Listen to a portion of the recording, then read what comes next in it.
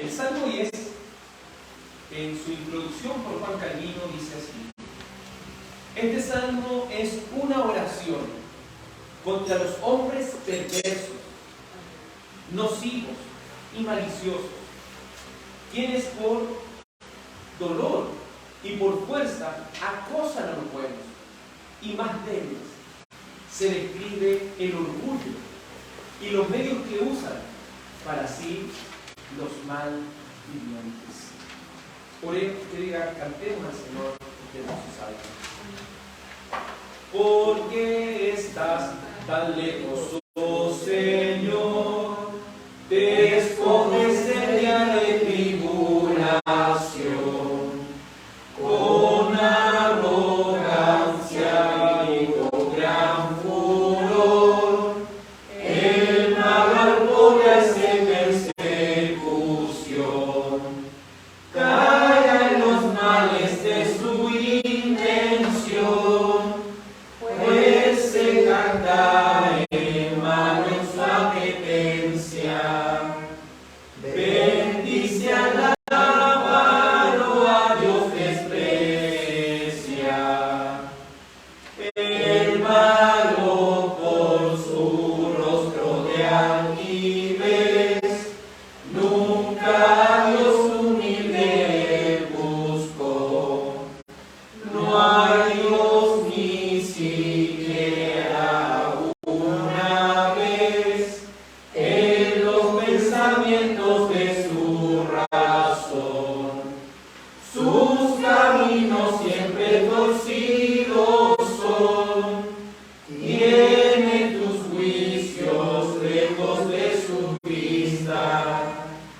A todos sus adversarios desprecia. Dice el malo en su corazón: no seré yo conmovido jamás.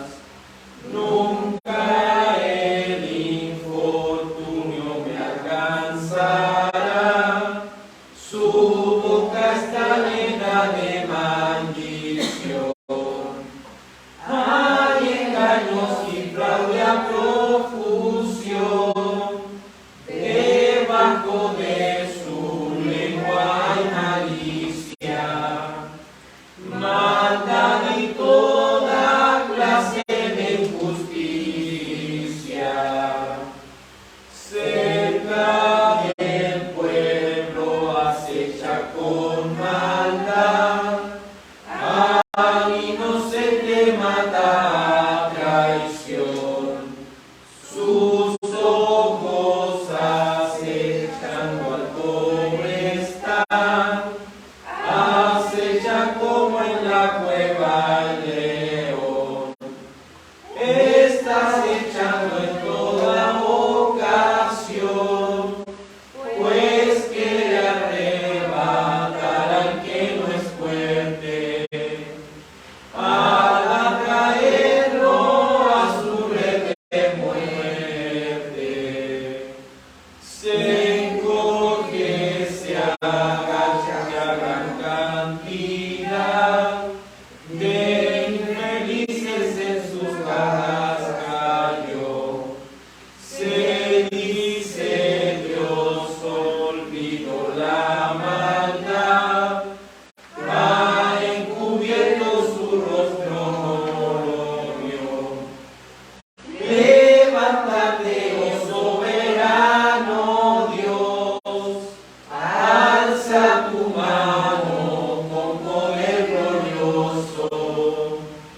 No olvides al pobre menesteroso,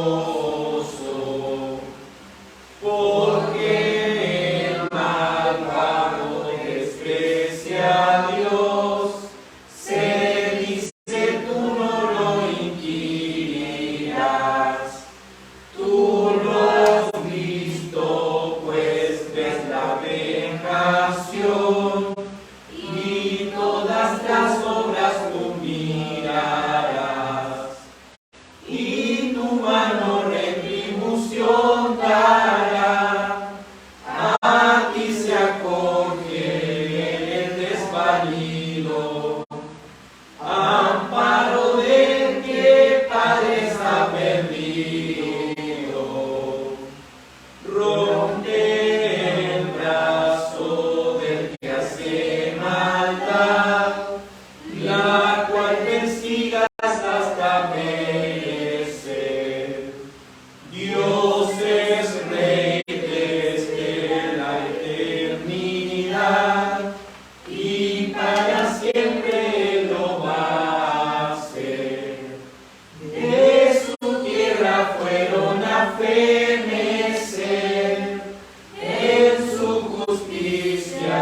todas las naciones, sumidas en las muchas perversiones. Oíste del humilde deseo, Señor, tú dispones también su corazón, y eres atento, escuchador, con el fin de hacer vindicación al huérfano y al que sufre opresión, para que no haga más violencia y guerra. El hombre que habita en la tierra. Gracias le damos al Señor, porque Él nos dará el triunfo sobre nuestros enemigos. Iremos al estudio de este día de hoy en el libro de Oseas. Recuerden que estamos estudiando verso a verso. Oseas, en el capítulo 12, versículo 7 al 14. Libro de Oseas, capítulo 12, verso 7 al 14.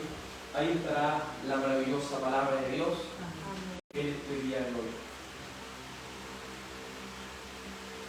A medida que lo vayamos encontrando, nos ponemos de pie con reverencia a la palabra de Dios. Pondremos en pie. Oseas 12, versos 7 al 14. Doy lectura en el nombre de Cristo Jesús. Amén. Mercader que tiene en su mano peso falso, amador de opresión. Efraín dijo: ciertamente he enriquecido, he hallado riquezas para mí. Nadie hallará iniquidad en mí, ni pecado en todos mis trabajos. Pero yo soy Jehová tu Dios desde la tierra de Egipto. Aún te ha de morar en tiendas, como en los días de la fiesta. Y he hablado a los profetas, y aumenté la profecía, y por medio de los profetas usé parábolas. ¿Es Galaad iniquidad? Ciertamente vanidad ha sido. En Gilgal sacrificaron bueyes, y sus altares son como montones en los surcos del campo. Pero Jacob huyó a la tierra de Aram, Israel sirvió para adquirir mujer, y por adquirir mujer fue pastor. Y por un profeta Jehová hizo subir a Israel de Egipto, y por un profeta fue guardado. Efraín ha provocado a Dios con amarguras, por tanto haré recaer sobre él la sangre que ha derramado, y su Señor le pagará su oprobio. Amén. Oremos. Dios Padre, las sagradas escrituras han sido leídas en este día del Señor. Te suplico, Padre mío, que le des la sabiduría y el entendimiento a cada uno de nosotros, porque si alguno tiene falta de sabiduría, dice la Escritura, pídasela. Y le pedimos, Señor, de su sabiduría para comprender las Escrituras y ser salvos por medio de ellas, y ser afirmados en nuestro caminar, ser reprendidos también, Señor. Necesitamos, por amor de tu precioso y santo nombre, que le hables a tu pueblo, por amor de tu nombre, por fidelidad a tu pacto, Señor. Háblanos, porque no solo de pan va a vivir el hombre, sino de toda palabra que sale de la boca de Dios. Permita que nuestras almas vivan para ti, oh Dios, vivan para el Señor nuestro Salvador. Te ruego y te suplico, Señor, por cada uno de nosotros. Amén. A favor de tomar asiento. Anteriormente vimos cómo Dios le hace un llamado a este pueblo infiel, a que se vuelva a su Señor. El profeta utilizó los versículos anteriores para mostrarle al pueblo que ellos estaban siendo apacentados por el viento. Apacentar significa sustentar como se sustenta a una oveja o a una cantidad grande de ovejas. El pastor, ¿qué debe hacer? Llevar a las ovejas a la buena agüita, ¿cierto? Para que puedan refrescarse. También llevarlas al buen pasto donde pueda alimentarse. Y también con su cayado librarlas del peligro. Ese es un trabajo que se llama apacentar. Pero el pueblo de Israel no estaba siendo apacentado por Dios. Y sus líderes no eran líderes piadosos que los condujeran bajo el camino de Dios. Ellos estaban siendo arrastrados por el viento. Como la Sagrada Escritura dice en las cartas, dice en el Nuevo Testamento, que andan de aquí para allá como el viento, por todo viento de doctrina, por estrategia de los hombres y no según Dios. Lamentablemente, vemos cómo muchas personas creyendo que están en una iglesia están siendo llevados por el viento, están siendo llevados solamente por la imaginación de los hombres, están siendo llevados por líderes que lo único que buscan es su realización propia, alimentar su ego. Pero aquellos que son apacentados por Dios y dirigidos por Dios, aquellas iglesias sanas que permanecen firmes ante las acechanzas del enemigo, son aquellas de las cuales Dios ha provisto pastores que cumplen los requisitos bíblicos y que pueden llevar a cada hermano y hermana al alimento sólido de la palabra de Dios, al refresco del Espíritu. Los pueden llevar a ser librados del mal. Este pueblo era llamado al arrepentimiento, pues Dios los castigaría conforme a sus obras. Sus obras, las obras de este pueblo, eran de infidelidad porque habían quebrantado el pacto. Pero el profeta, Dios por medio del profeta, le hace el llamado a este pueblo y le hace que se acuerde de Jacob, cuando luchó contra el ángel. No sé si usted, por medio de los videos hoy en día que tanto, ha podido ver con una escena donde está Jacob luchando contra el ángel. Es una escena muy vívida. Es una escena, ¿cierto?, donde él no es que esté peleando con el ángel, sino que él no quiere soltarlo hasta que lo bendiga, ¿cierto? Eso es lo que dijo Jacob. Porque Jacob había recibido una bendición que no era válida, ya que su bendición fue hecha con engaño, engañando a su padre para que lo bendijera. Pero él quería que lo bendijera Dios. Y él le dijo, no te soltaré hasta que me bendigas. Hasta que luchando con el ángel toda la noche, el ángel, ¿qué lo hizo, cierto? Le sacó, cierto, su cabeza. Y le dice a aquel ángel de Jehová, desde ahora tú ya no te vas a llamar más Jacob, que significa usurpador, que significa alguien, cierto, que anda haciendo trampa. Ahora te llamarás Israel, que significa el que lucha con Dios. Porque él estuvo todo el tiempo ahí firme al Señor, firme, hasta que lo bendijera. Y el Señor lo bendijo. Entonces, el profeta está haciéndole llamado al pueblo, sea como su padre Jacob.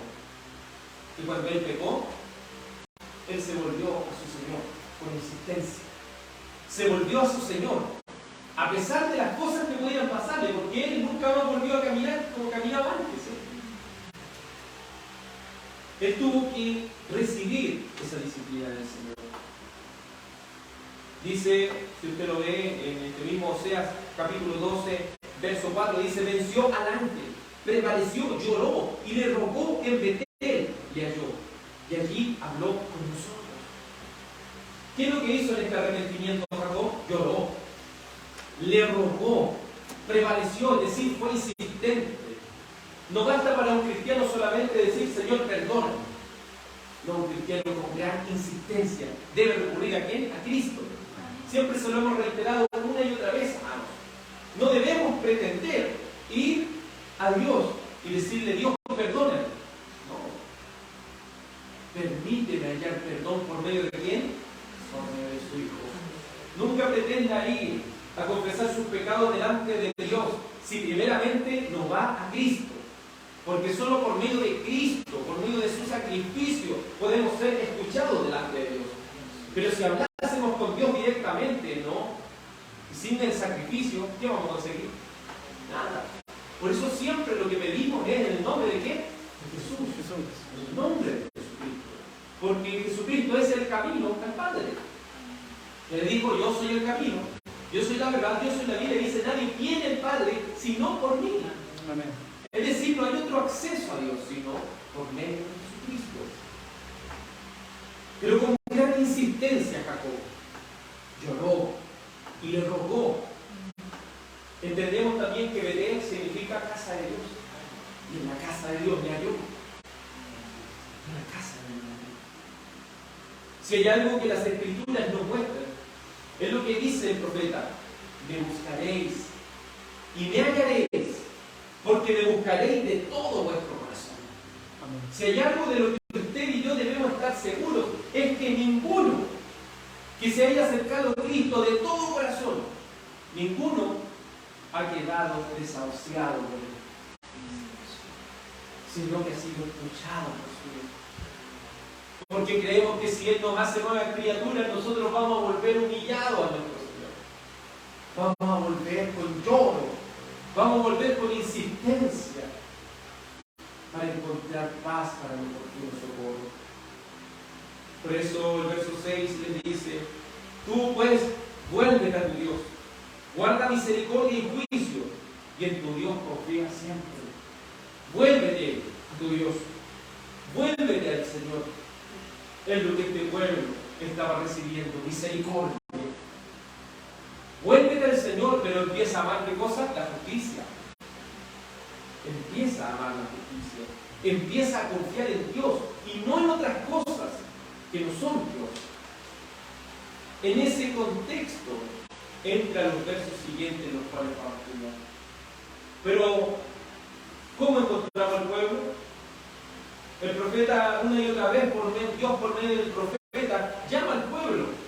Lo llama con insistencia, lo llama con cuerdas de amor.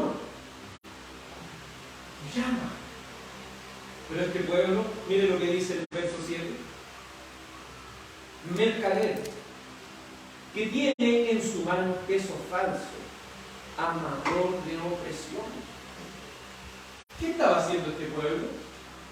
Estaba presentándose como un mercader fraudulento, el cual tenía su pesa arreglada. ¿Y para qué tenía su pesa arreglada?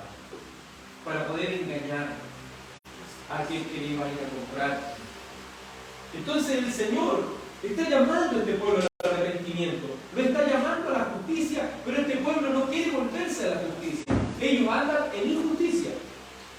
Nótese lo que dice el verso 8. Efraín dijo: ciertamente he enriquecido, he hallado riquezas para mí. Nadie hallará iniquidad en mí, ni pecado en todos mis trabajos. ¿Cuál era la confianza? Recuerde que Efraín representa el reino del norte. ¿Y cuál era la confianza de este pueblo infiel? No es que haciendo estas cosas malas, ahora me he enriquecido. Haciendo este fraude, me he vuelto rico. Y nadie va a poder hallar lo malo que yo estoy haciendo. Pero ellos no contemplan y el Señor está mirando. Muchas veces podemos creer que el irnos en contra de la palabra de Dios nos puede dar ciertos créditos, nos puede dar ciertas ganancias. El obviar la palabra de Dios muchas veces creemos que podemos ganar, pero no entendemos que contra Dios no vamos a poder prevalecer.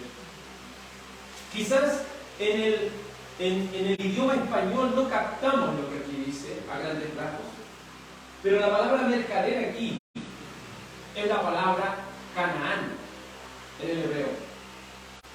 Entonces, la palabra mercader y Canaán era una palabra que se utilizaba de manera intercambiable. ¿Quién eran los de Canaán? ¿Alguien lo recuerda? ¿Recuerda alguien quién eran los de Canaán?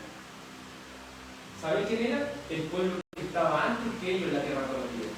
¿Se acuerdan? Ellos a dónde iban a la tierra de Canaán. Cuando estaban en el desierto, los 40 años, iban a la tierra de Canaán, donde estaban esos gigantes, donde estaba gente que se había comportado mal delante de los ojos de Dios, gente fraudulenta. Entonces, Dios está comparando a este pueblo con la gente de Canaán.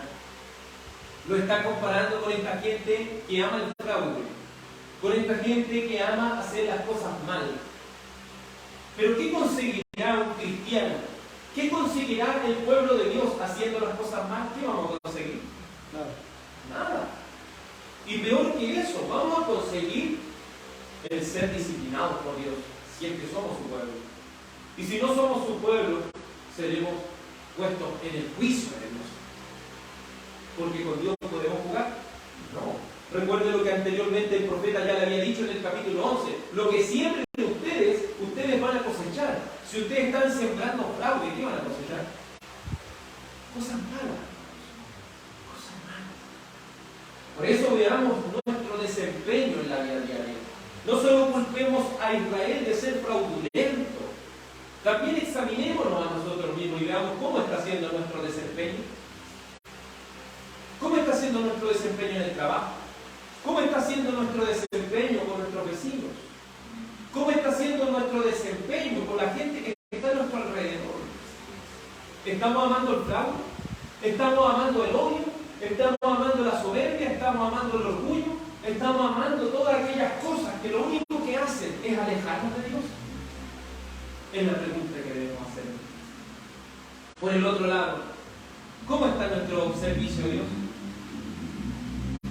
Pensémonos, amados. Examinémonos a nosotros mismos. ¿Cómo está siendo nuestro servicio a Dios?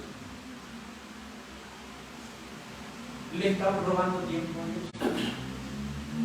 ¿Le estamos quitando tiempo a las cosas de Dios? ¿Le estamos quitando el tiempo de orar? ¿Le estamos quitando el tiempo de estudiar la palabra de Dios? ¿Le estamos quitando el tiempo que Él se merece en nuestras mentes? ¿Le estamos acaso quitando tiempo en este día tan hermoso como lo es el día del Señor?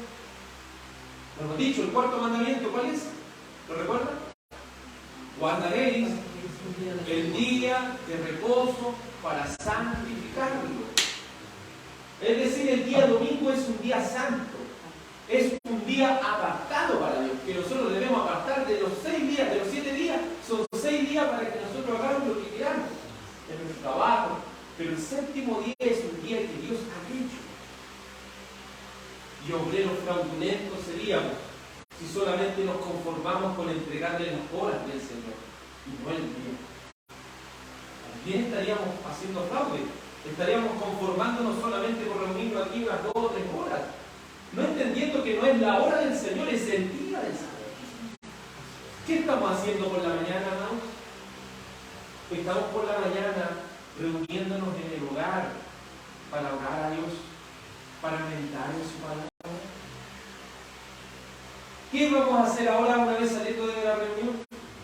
¿Vamos a ir y vamos a prender nuestra televisión y vamos a deleitarnos con los programas que están dando? ¿O vamos a procurar estudiar más del Señor, orar más a Dios? Si hay algo que dijo un predicador y que es tan importante, nunca habrá iglesias fuertes si no hay hogares fuertes. Si en el hogar, y especialmente en el día del Señor, no nos preocupamos de dedicárselo a Él, no vamos a esperar tener familias sólidas. No vamos a esperar que nuestra fe esté firme en el Señor, si solamente nos conformamos con unas pocas horas de servicio. Por eso, amados, examinemos bien. Porque Israel, como los Canaán, eran obreros fraudulentos. Que sea un fraude. No atesoraban, ¿qué cosa? La ley de Dios. La ley de Dios, en el libro de Levítico 19:35, vamos a Levítico 19:35, porque aquí el Señor le está hablando del pacto. Recuerden que ellos habían hecho un pacto con Dios. Perdón, Dios había hecho un pacto con ellos. En Levítico 19:35,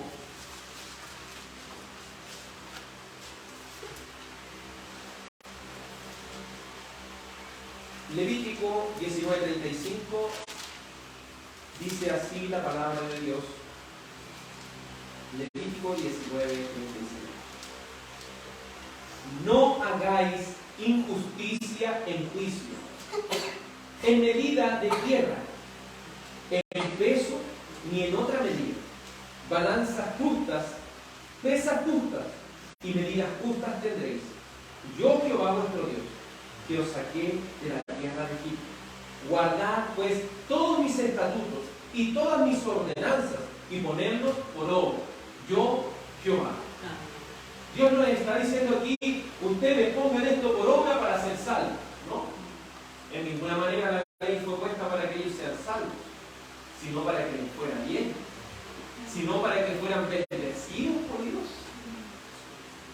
Muchas veces nosotros estamos acostumbrados a decir que Dios te bendiga o bendiciones, pero para tener esta bendición debemos ser fieles a qué cosa? Pacto, debemos ser fieles con Dios. ¿Cómo está nuestra fidelidad delante de Dios? ¿Está repasando en su mente los 10 mandamientos constantemente? ¿Está examinándose a sí mismo cómo está delante de su Dios? Es lo que nosotros debiéramos estar haciendo, porque aquí dice yo Jehová, es decir, el Dios del pacto, le está diciendo, guarda los estatutos de Dios. Si bien estamos en el nuevo pacto, dice que los verdaderos hijos de Dios aman y guardan, ¿qué cosa? Sus mandamientos. Aprendamos a amar la ley de Dios y meditar en ella de día y de noche.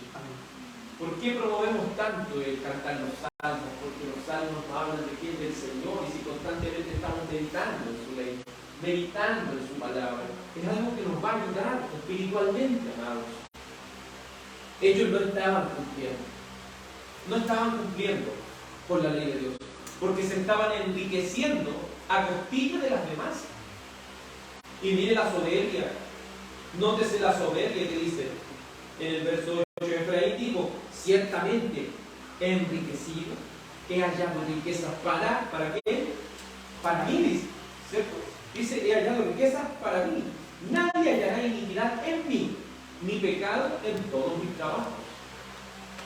Este es un cierto pecado del individualismo. Tomando, ¿cierto?, el ejemplo que estamos poniendo como lo es uno de los mandamientos, el cuarto mandamiento, el día del Señor. Muchas veces pensamos que este día podemos utilizarlo ¿para qué? Para nosotros, ¿cierto? ¿Cómo decimos, no, si este día es para mí? Eso es lo que ellos mismos decían, pero en el sentido, ¿cierto?, de fraude. O sea, no, si yo me enriquezco con esto, para mí. Yo alimento mi ego, alimento lo que soy. Pero ¿cuándo estamos haciendo las cosas para agradar a quién? A Dios. Nuestra vida debe ser una vida que agrade a quién? A Dios. Nuestra vida debe agradar a Dios y no a los hombres. Nuestra vida debe ser agradable a Dios y no a nosotros mismos. Porque si ya nuestra vida fuera agradable para agradar a los demás, dice el apóstol Pablo, ya no sería siervo de Cristo. Ya no sería un esclavo de Cristo si intentara agradar a los demás. Usted debe agradar a Dios. Yo debo agradar a Dios. Esa es nuestra porción en esta tierra del privilegio.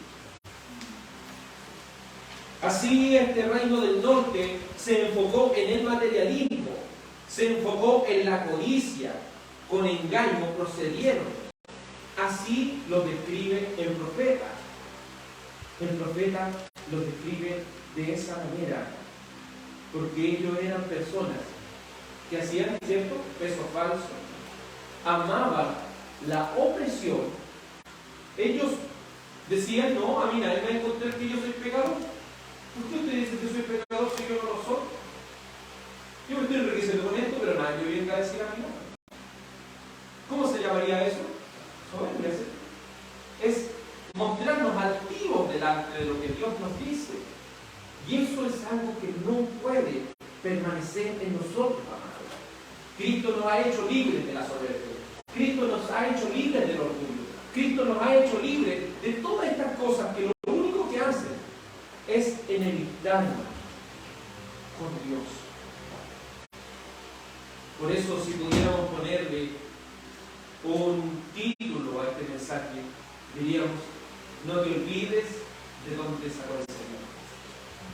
No te olvides de dónde te sacó el Señor. Tristemente vemos eso también. Como hoy en día muchos se olvidan de dónde salieron. Empiezan a mirar mal a los demás porque son cristianos. ¿Cierto? Una persona dice soy cristiano y los demás son mundanos, esos son lo peor. Eso también está mal. Porque debemos recordar de dónde nos sacó el Señor a nosotros. ¿De dónde nos sacó? ¿Se acuerdan?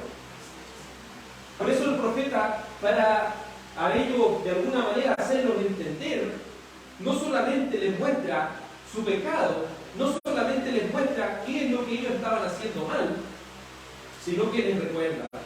Miren lo que dice el verso 9, Oseas 12:9. Pero yo soy Jehová, tu Dios, desde la tierra de Egipto. Yo soy tu Dios. ¿Desde dónde? Desde la tierra de Egipto. Desde allá Él es nuestro Dios. Desde allá Él es nuestro Dios. Es decir, está diciendo, ustedes están aquí, se están enriqueciendo, están yéndose en contra de la ley de Dios, están haciendo lo malo delante de mí. Pero no se olviden que yo soy su Dios. ¿Desde dónde? Desde Egipto. Desde esa tierra lejana donde estaban siendo oprimidos.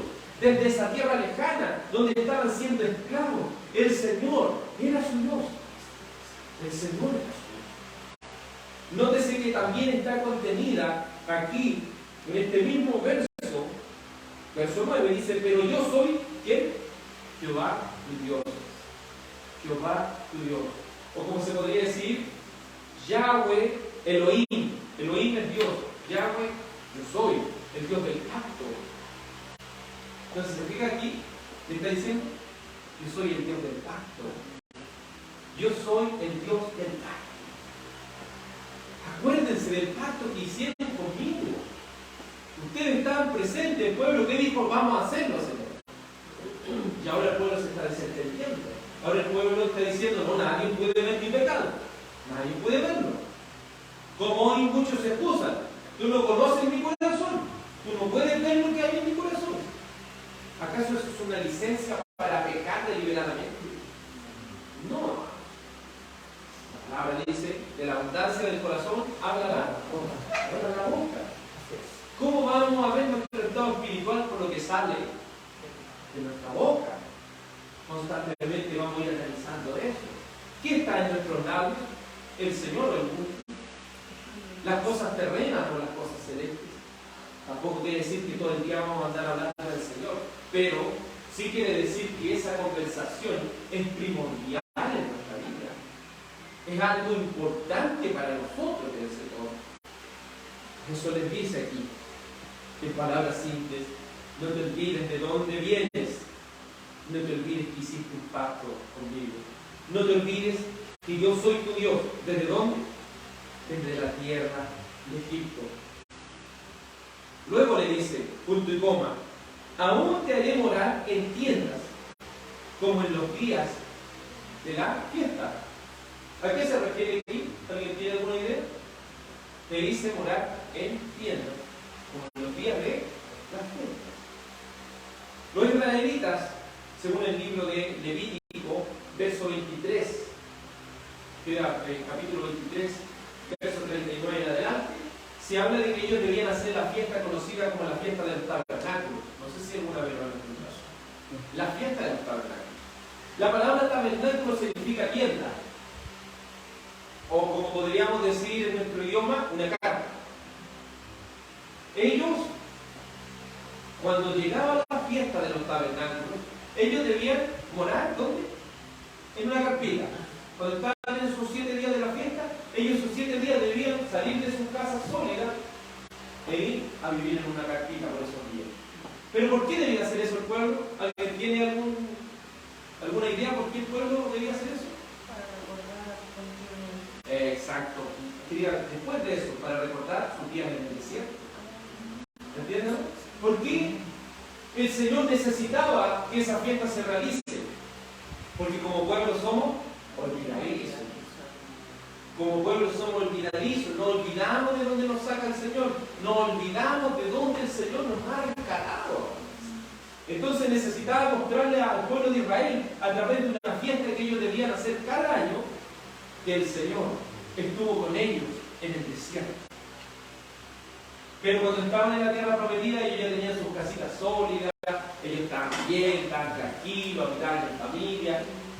Pero el Señor una vez al año tenía que decir, pero hagan esta fiesta. Hagan esta fiesta para que recuerden lo que el Señor ha hecho con ustedes. para que recuerde lo que el Señor ha hecho por nosotros. Porque en el desierto su ropa y su calzado nunca se envejeció. En el desierto ellos fueron alimentados con pan del cielo. En el desierto ellos pudieron ver cómo Dios podía de una roca sacar agua. Como un agua amarga, un agua que era imposible de que un ser humano pudiese ser sustentado por esa agua, pudiese ser endulzada. Ellos debían aprender a entender y recordar que su confianza en Dios debía ser por un momento, ¿no? Debía ser siempre. Confíen en Jehová, siempre. ¿Recuerdan lo que anteriormente había dicho el profeta? Confíen en el Señor siempre. No solamente en un momento, confíen en el Señor siempre. Si no, si están dudosos en el día de hoy, recuerden de dónde nos sacó el Señor. ¿Quién de aquí podría decir que el Señor lo ha abandonado una vez para siempre? ¿Podrían levantar la mano y decir que el Señor en el pasado lo ha abandonado? No, ¿cierto? Entonces, si Él nunca nos ha abandonado, ¿por qué lo haría hoy? ¿Por qué lo haría en el futuro? Si Él jamás nos ha abandonado. Si Él ha estado en nuestros peores momentos. Si Él ha estado en esos momentos más difíciles con nosotros, o cuando nos hemos portado más mal, y aún nos sigue amando. ¿Usted cree que Él nos va a abandonar en este momento de nuestra vida? No sé qué situación usted puede estar viviendo o le va a tocar vivir, porque el Señor no solo habla a tiempo, sino también fuera de tiempo. Nos habla con anticipación. No sé qué situación nos va a tocar vivir o estamos viviendo, pero si hay algo que usted debe confiar es que el Señor nunca le ha abandonado. Recuerde de dónde nos sacó el Señor. Recuerde todo este tiempo que ha estado en el camino del Señor. Y no de una vez que el Señor lo haya dejado solo. Jamás. Él siempre ha estado ahí con nosotros. Por eso nosotros, ¿qué debemos hacer? Poner nuestra fe y nuestra confianza en Dios y solamente en Dios. Miren lo que dice el verso 10. Oseas 12:10. Y he hablado a los profetas y aumentaré la profecía, y por medio de los profetas usé parábolas. ¿Qué es lo que hizo Dios? No solamente les tenía fiestas donde ellos recordaran de dónde el Señor los sacó, sino que el Señor también les dejó, ¿qué cosa? Profetas. ¿Y qué hacían los profetas? ¿Cuál era la tarea del profeta? ¿La tarea principal cuál era? ¿Cuál era? ¿Decir la palabra del Señor? ¿Sí? Profetizar, ¿no? ¿Sí? ¿Pero qué significa profetizar? Advertir, sí. Hay algunos que confunden aquí. En ciertas iglesias dicen que todavía prevalece lo que es la visión profética, donde dicen que el Señor que les dice a ellos cosas del futuro, ¿cierto? Eso es lo que la ley le coloca, la profecía de tal persona. Pero los profetas, si usted hace un recuento, más que hablar del futuro, ellos casi siempre hablaron del presente. Y ellos casi siempre hablaron de que el pueblo debía volver a hablar. Pero ve cómo al ser humano le gusta distorsionar las cosas. No, los profetas hablan del futuro solamente, no. Los profetas en su mayoría, y si usted lo estudia, en su mayoría, ¿de qué hablan? Hablan más de lo que el pueblo está viviendo actualmente y de cómo debe volver a su Dios. Hablan del pacto, les recuerdan una y otra vez del pacto. Pero hoy en día en la iglesia está proliferando la idea de que puede existir la profecía, de que el Señor le va a decir algo, que tengo una palabra profética para ti hoy, tengo una palabra para ti. La palabra profética más segura, en la cual hacemos bien, en estar atentos, como una antorcha que alumbra en un lugar oscuro. ¿Cuál es? La palabra de Dios, eso lo dice Pedro, en la palabra de Dios. Esa es la profecía que usted anda buscando. Entonces, cuando la palabra habla de profetizar, ¿de qué está diciendo? De predicar. ¿De eso está hablando? Predicación. Esa es la profecía. Hoy día estamos predicando una profecía. Pero esa profecía, ¿qué es lo que es? La palabra. Es lo que ya está escrito. No venimos a profetizar nada nuevo. Hemos venido a profetizar, a predicar lo que la palabra de Dios dice. Si usted quiere profetizar, usted debe predicar la palabra de Dios de manera fiel y apegada a la Sagrada Escritura. Y he hablado a los profetas y aumentaré la profecía, y por medio de los profetas usé parábolas. Las parábolas eran pequeñas enseñanzas de las cuales ellos podían entender fácilmente. ¿Se acuerda el Señor cuando hablaba en parábolas? Decía, el reino de los cielos es semejante a un hombre. El reino de los cielos es semejante a esto. También decía, cierta hombre había sido, ¿cierto? Como la parábola del buen samaritano. Eso siempre son historias que nos quieren decir algo. Es la manera más antigua y la manera más fácil de entender algo. Porque a veces uno le puede explicar algo, pero si lo explica con una historia, uno entiende más rápido. Entonces el Señor le habló a ellos en un lenguaje que ellos podían entender, en un lenguaje fácil. Pero ¿qué dijo el Señor Jesucristo? Jerusalén, Jerusalén, que matas ¿a quiénes? A los profetas y apedreas a los que te son enviados. Y les dice, ¿cuántas veces yo los quise juntar como la gallina junta sus pollitos debajo de sus alas? ¿Pero qué pasó con ellos? Dice, lo que sí. Por tanto, vuestra casa, dice, os es hecha desierto. Y no me veréis más hasta que diga, bendito el que viene en el nombre del Señor. Eso es lo que dice la palabra del Señor en el Evangelio de Mateo 23, del 37 en adelante. ¿Qué es lo que hizo este pueblo? Matar a los profetas. El Señor los llamaba a que se volvieran. Volvieron los profetas, pero ¿qué hacían? Los mataban. Esto sería semejante a que un doctor quisiera ayudarle a usted y usted, en vez de dejarse ayudar, lo mate al doctor. Se ve lo ilógico, ¿no? Pero ellos eso hacían.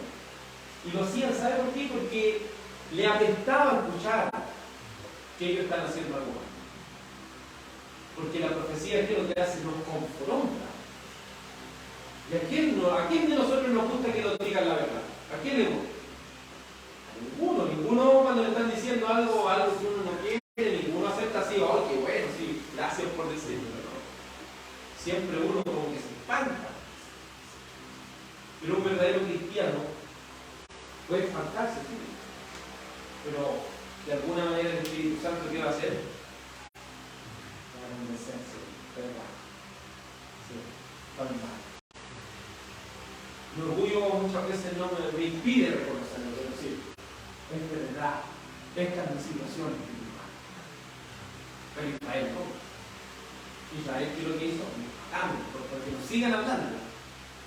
O como dijo este rey, en el libro de los reyes, dijo, este hombre siempre me profetiza para mal, siempre me dice algo malo, nunca me profetiza para bien. Por eso vayan y métanlo a una cisterna y que se muera, porque nunca me profetiza para bien. A veces eso es lo que quisiera, la gente quisiera escuchar bendición, la gente quisiera escuchar que está bien, pero ¿de qué nos va a servir esto? Un hermano que trabajamos juntos en el trabajo, siempre lo vamos a recordar esto, es decir, muchas veces pedimos que el Señor nos bendiga, que el Señor nos guarde, que el Señor esté con nosotros. Pero ¿cuándo le pedimos? Que nos reprenda. ¿Cierto? A veces no hace falta. No solo pidamos cosas, Señor, ayúdame, bendice, Señor, repréndeme. Porque si soy reprendido, estoy siendo parte de la disciplina. Y si estoy siendo parte de la disciplina de Dios, eso quiere decir que Dios te ama. Porque Él es mi Padre y yo soy su Hijo. Y no soy el Hijo perfecto. No soy como Cristo, pero quiero ser como Cristo. Ese debe ser el aliento y el deseo de nuestro corazón. El ser como quién? ¿Como quién debe ser usted? ¿Cómo? Como Cristo. ¿Y quién comenzó la buena obra en usted? El Espíritu Santo, ¿cierto? Y sabemos que esa obra Él la va a terminar. ¿Cuándo? Hasta el día de Jesucristo. Cuando Él venga por segunda vez va a ser completada la obra en nosotros. Sigamos. Verso 11. Oseas 12:11. ¿Es Galaad iniquidad? Ciertamente vanidad ha sido. En Gilgal sacrificaron bueyes, y sus altares son como montones en los surcos del campo. Galaad es una de las ciudades o es uno de los lugares del reino del norte. Y se le hace la pregunta, ¿es Galaad iniquidad? Es decir, es Galaad, es ese lugar, un pueblo donde se va en contra de la palabra de Dios. Es un pueblo que hace lo malo, es un pueblo que se va en contra de Dios. ¿Y cuál es la respuesta? Ciertamente, la verdad. La palabra vanidad es, como se podría traducir en hebreo, es como el humo. El humo, usted lo ve y se desvanece. Este pueblo es un pueblo malo, es un pueblo vacío, es un pueblo que no permanece. Es como el humo, usted no lo puede guardar en un lado, se va. Así es la fidelidad de ese pueblo. Un pueblo vacío, un pueblo vano, un pueblo que es como el humo. Se desvanece fácilmente. Es Galaad de iniquidad, ciertamente vanidad ha sido. ¿Y dónde? En Gilgal. ¿Sacrificaron qué cosa? Bueno, me gusta mucho porque Gilgal aquí, quizás en el idioma español no lo entendemos, pero en el original, Gilgal significa lo mismo que un montón de piedras. Entonces se fijan cómo aquí utiliza un juego de palabras en el profeta, donde dice, en Gilgal sacrificaron bueyes y sus altares son como montones en los surcos del campo. Recuerde que antes de arar una tierra, en aquellos días, o en algunas tierras, que lo que se hace se despedregan. Porque si usted coloca una semilla con una piedra, obviamente con el sol la piedra se calienta y quema la semilla.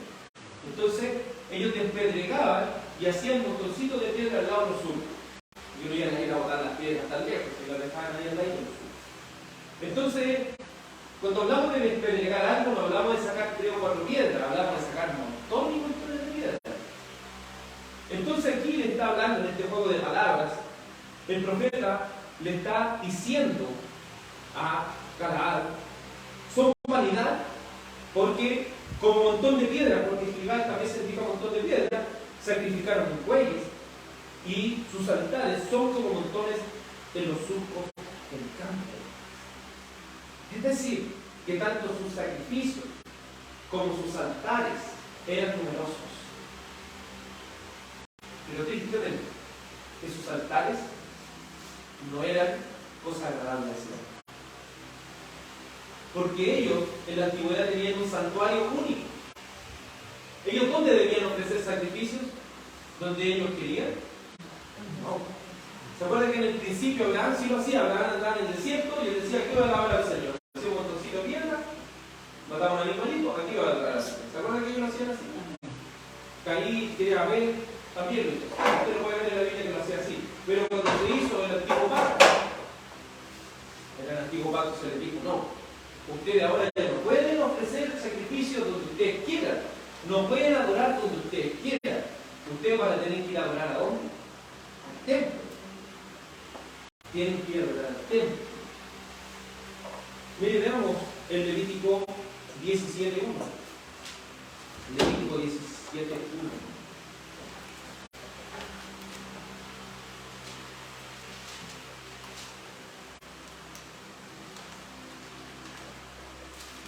Dice así la palabra de Dios, el Levítico 17.1.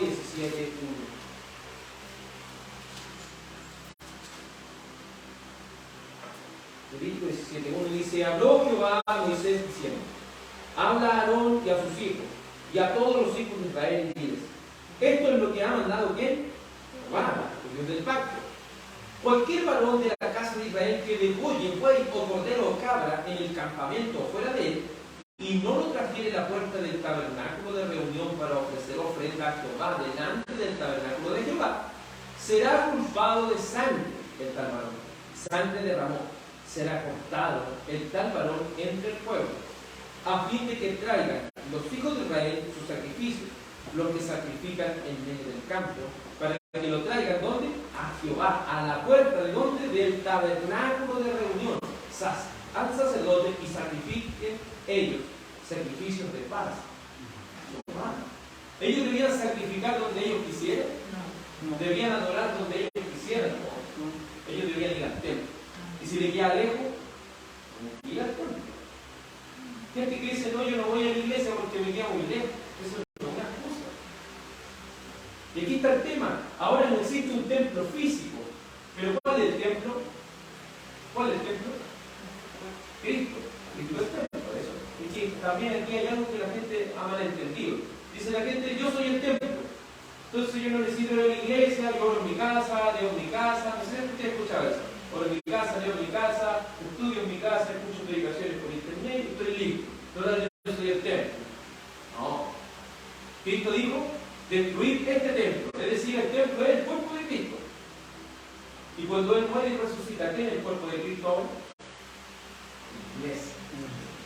La comunidad de creyentes, donde hay dos o tres congregados en su nombre. Es decir, yo no puedo ser solo. Porque el cuerpo de Cristo o el templo son todos nosotros. No soy yo solo. Yo soy parte del templo, no soy todo el templo. Entonces una persona no puede ser un cristiano solo. Porque estaría fuera del cuerpo. Cada cristiano debe pertenecer a una congregación local. Debe ser fiel a una congregación local. Porque ahí es donde se manifiesta el Señor. El Señor viene a dar bendición y vida eterna. ¿Dónde? En la comunión de su pueblo. ¿Dónde el Señor habla? En la comunión de su pueblo. ¿Dónde el Señor bendice? En la comunión de su pueblo. La Santa Cena yo no la puedo hacer en mi casa. Porque es la comunión de creyentes. Yo no puedo andar bautizándome solo. Yo no puedo hacer así, hermanos. Pero ellos querían adorar al Señor donde fuera. Yo adoro al Señor aquí. Y esa costumbre ellos la tomaron de Jeroboam, el primer rey del reino dividido del reino del norte. Porque el rey dijo, para que no vayan a Jerusalén a adorar y se vuelvan a la casa de Judá, voy a hacer un becerro en Betel y otro en Dan. Entonces cuando los que lejos, vengan a adorar aquí, más cerquita. ¿Se han fijado que el enemigo a veces le acomoda las cosas a la gente para que vayan tan lejos, quédense aquí, ¿no? O le mete uno en su cabeza, no quédate en la casa, si aquí también podía orar. El enemigo también nos puede meter eso en la cabeza. No, si podía escuchar la palabra aquí, acostadito lo ponía el video y está ahí tranquilo. La necesidad de estar en el cuerpo de Cristo es algo que Él ha ordenado. Él ha ordenado. No es algo que nosotros queramos hacerlo a nuestra pinta, ¿no? Porque eso sería pecado delante de los ojos de Dios. Porque ¿qué dice de Galaad? Dice, verso 11, Oseas 12, 11. Es Galaad iniquidad, ciertamente vanidad ha sido. En Gilgal sacrificaron bueyes, y sus altares son como montones en los surcos del campo. Es decir, cada uno quería adorar al Señor a su manera y solito. Pero entiendan esto. Verso 12. Ocupa ejemplo ilustrativo el profeta. Dice, pero Jacob huyó a tierra de Aram. Israel sirvió para adquirir mujer. Y por adquirir mujer fue pastor. ¿Qué quiere decir esto en este ejemplo tan básico? El profeta le quiere decir, recuerde que estos patriarcas debían tener descendencia. ¿De acuerdo? Si usted conoce la historia de Jacob, él para tener esta descendencia tuvo que le fue fácil, ¿o no? No. Solo la gracia de Dios, solo la misericordia de Dios permitió que este hombre pudiese tener esta descendencia. Si no, no hubiese sido posible. Entonces, ¿qué le está diciendo aún vuestro patriarca, aún vuestro padre Jacob? Tuvo que trabajar, tuvo que estar en un puesto tan humilde como pastor para conseguir algo. Es decir, él tuvo que depender de Dios. Que no era un líder y llegaba aquí, ya, pásame esta mujer, me quiero casar y listo, ¿no? Él debió siempre depender del Señor para poder tener todo eso. Y usted puede ver lo difícil que le fue, primero 7 años por una y después tuvo que trabajar 7 años por la otra.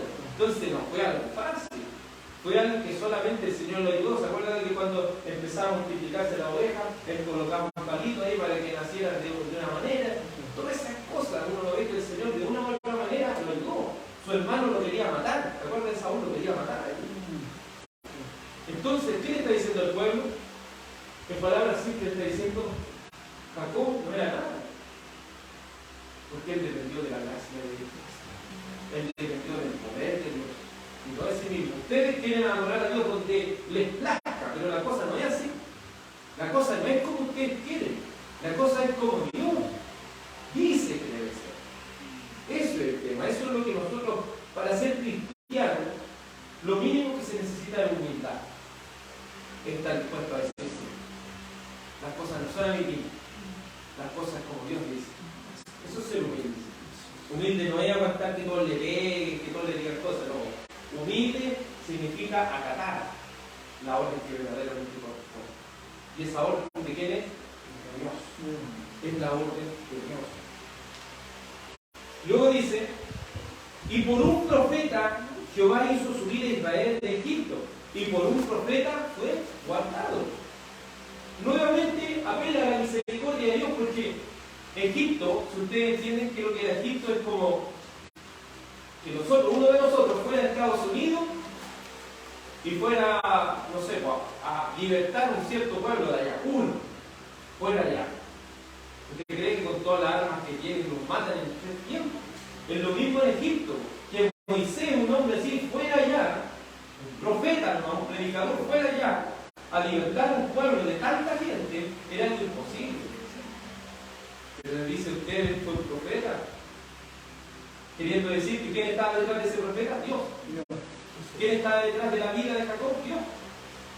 Entonces, en palabras simples está diciendo, recuerden de dónde viene. Ustedes siempre han dependido de Dios. Sus patriarcas han dependido de Dios. Todo el pueblo siempre ha dependido de Dios.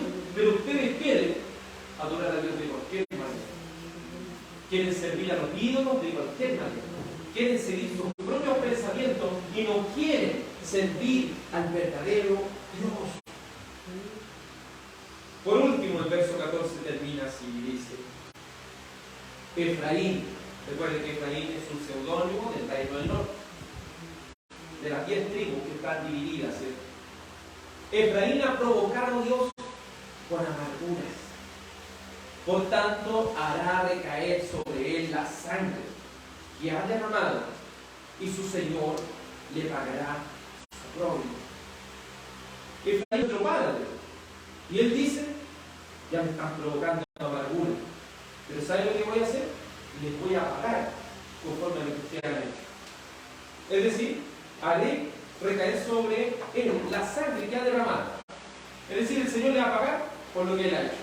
Eso es lo que me gusta del Señor. Él le paga lo que se merece. Eso es. Le paga lo que se merece. Derramó sangre, va a tener que pagar por lo que está haciendo. Por eso la Escritura nos dice que ninguno de nosotros debe sorprenderse si padece como cristiano. Pero, si está padeciendo porque hizo algo malo, va a tener que ir a la cárcel. Claro, sea así. Es lo mismo si nosotros tomamos malas decisiones. Si hacemos cualquier otra cosa que va en contra de la voluntad de Dios, ¿quiénes van a sufrir las consecuencias de nosotros? Y debemos asumirlas. Debemos asumirlas. Y decir, Señor, confío en ti. Confío, Señor, que tus azotes de tu mano se van a detener en algún momento. Porque tú no quieres mi destrucción. Tú quieres que yo entienda. Esto es lo que quiere el Señor, que nosotros aprendamos. Pero no quiere que sigamos en lo mismo. Si Él nos corrige, es para que aprendamos. Y el Señor le pagará su oprobio. Porque en el primer lugar, ¿qué es lo que estaban haciendo ellos? Estaban ultrajando a la gente de sus pocas pertenencias, porque ellos tenían una mesa falsa, donde decían, si total aquí estoy ganando, y estoy engañando a las otras personas. Eso va a tener que recibir el pago por sus obras. Que seamos cristianos no significa que no vamos a ser corregidos. Si queremos permanecer en nuestro orgullo y soberbia, vamos a tener que ser disciplinados por el Señor. Es la única manera que podamos entender. Pero una cosa que repetir, no nos olvidemos de dónde el Señor nos sacó. No nos olvidemos de dónde venimos. Y no nos olvidemos tampoco que hasta este preciso momento el Señor ha sido con nosotros y nos ha guardado a pesar de todas las cosas que han venido y vendrán a nuestra vida. Te invito a que oremos al Señor y nuestro hermano Ángel nos va a dirigir en una oración por la palabra de Dios. Amado Dios, buen Padre Celestial, te damos las gracias, Padre, por esta palabra, Señor, que nos ha dado, Señor, este día de hoy. Esta palabra, Señor, que tú nos has concedido, Padre, para que podamos, Señor, meditarla, Señor, probarla, Señor, meditarla, Señor, guardarla, Señor, Padre Santo. Te damos gracias, Padre Santo, por este consejo, Señor. Que debemos entender, Señor, de que la palabra, Señor Padre Santo, tenemos que ponerla por obra, Señor. Podemos entenderla, Padre Santo, Dios, que tenemos que tener, Señor, disciplina, Señor. Que esa disciplina, Señor, la que tú nos das, Padre Santo. Ayúdanos, Señor Padre Santo. Ayúdanos a corregirnos, Dios. Corrige, Padre Santo, cuando caemos, cuando tengamos dificultades, Señor, y tengamos tropiezos, Padre Santo, tú nos corriges, Señor. Eso es lo que anhelamos. Eso es lo que te pedimos, Padre amado. Porque somos seres imperfectos, Padre, en esta tierra. El único perfecto eres tú, Padre amado, Dios de la gloria. Por eso, amado Dios, te pido, Señor, que tú eres el único que puede corregir nuestras faltas, Señor. Tú eres el único que puede corregir nuestros errores, Padre Santo. Porque reconocemos, Señor, y sabemos y entendemos de dónde venimos, Padre nuestro Dios, y quiénes somos, Padre Santo. Te damos las gracias, Padre, por tu amor, por tu misericordia, por todo lo que tú has hecho en nuestra vida, Padre Santo. Padre bendito Dios.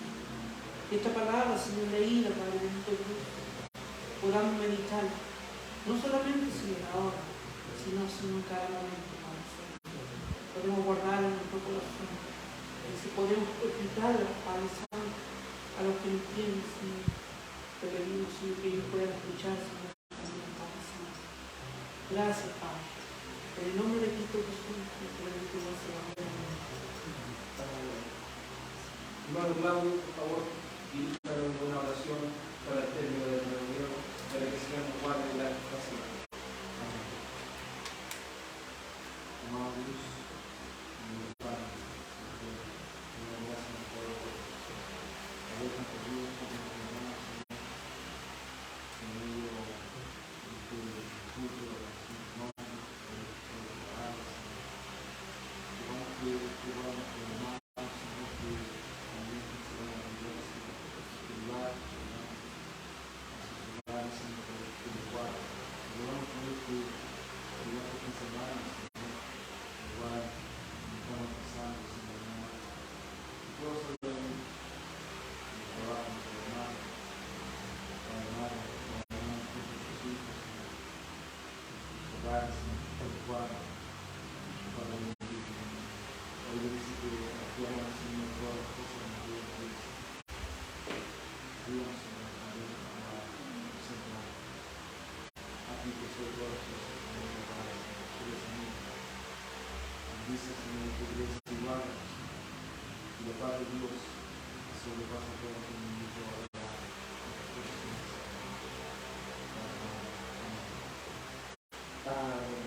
Que el Señor, nuestro Salvador, les bendiga, amados, en Cristo, y que tengan una muy buena semana de Señor. Que el Señor les bendiga.